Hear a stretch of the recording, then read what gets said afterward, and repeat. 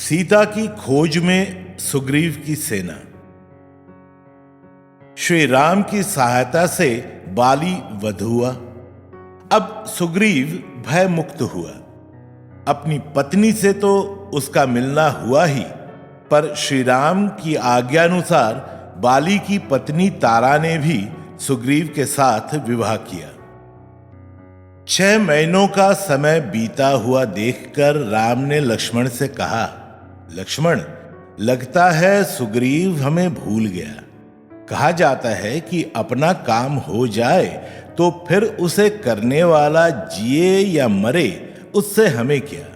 सुग्रीव की वही स्थिति हुई लगती है। हाँ बड़े भैया, मैं भी सुग्रीव से रुष्ट हूं। अभी जाकर उससे अपने व्यवहार का उत्तर मांगता हूं। इतना कहकर लक्ष्मण धनुष बाण उठाकर सुग्रीव के राजप्रासाद की ओर गए।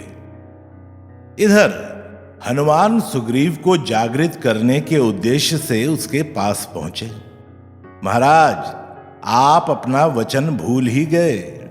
श्री राम की सहायता करने का आपने वचन दिया था, पर आप तो यहां सुख भोग में दिन बिता रहे हो। श्री राम लक्ष्मण दोनों आपसे बहुत रुष्ट हैं। लक्ष्मण तो आपको दंड देने के लिए इसी ओर आ रहे हैं। सुग्रीव ने चारों दिशाओं में अपनी विशाल वानर सेना भेजी। उनमें हनुमान, अंगद, नील, जांबवान आदि प्रमुख वानर वीर थे। कई पहाड़, नदियां, पर्वत लांघकर वानरों का प्रमुख अंगद थक गया। कहीं भी सीता का पता न चला। खाली हाथ लौटेंगे तो सुग्रीव मुझे जीवित नहीं रखेंगे। इससे अच्छा होगा कि हम स्वयं ही प्राण त्याग करें तो अच्छा होगा।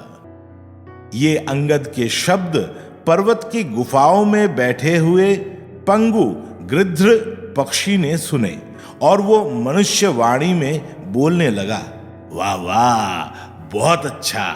मेरे रोज के भोजन का प्रश्न तो अब अपने आप सुलझ जाएगा और मुझे बैठे बिठाए खाद्य मिल जाएगा। ये कौन बोल रहा है?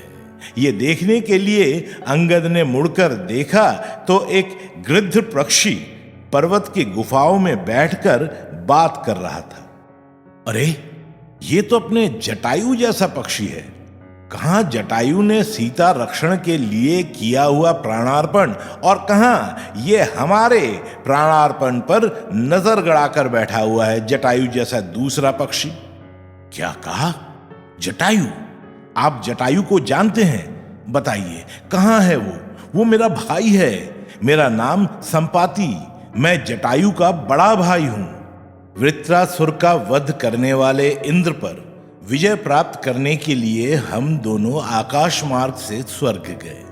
इंद्र पर विजय पाकर हम लौट रहे थे, तब सूर्य के नजदीक आए।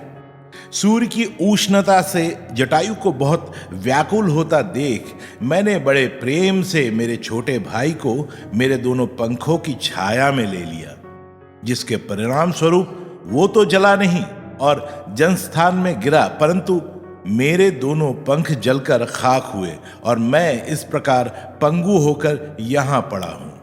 रावण सीता का अपहरण कर रहा था, तब जटायु ने देखा और उसने रावण से प्रखर युद्ध किया, परंतु उस बलाढ्य राक्षस ने उसके पंख काट डाले, उसे रक्त रंजित किया।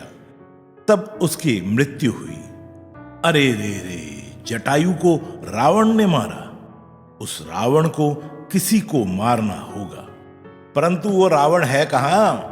यही तो हम खोज रहे हैं। मैं बताता हूं, संपाति ने कहा। उसको एक सुंदर नारी को उठाकर इस मार्ग से जाते हुए मैंने देखा है। वो सीता होगी। इस सागर को लांघकर पार करोगे तो वहां रावण की लंका नगरी होगी। वही रावण रहता है। अब सीता भी वहीं होगी।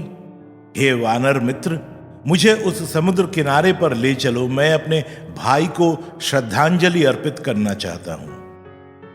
तदनुसार वानर संपाति को सागर किनारे ले गए। संपाति ने श्रद्धा युक्त मन से बंधु जटायु को श्रद्धांजलि अर्पित की और चमत्कार हुआ। संपाति के पंख निकल आए। तुम सीता की खोज में यश प्राप्त करोगे, ऐसा कहकर संपाति ने आनंद से खुले आकाश में उड़ान भर दी।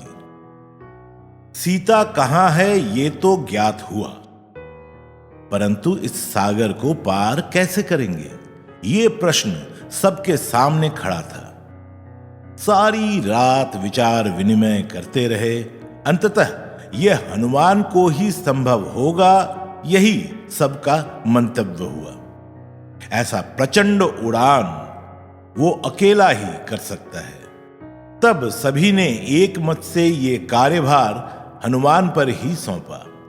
तात्पर्य, मित्रता के संबंध में कठिन समय पर सहायता करने वाले मित्र को कभी नहीं भूलना चाहिए।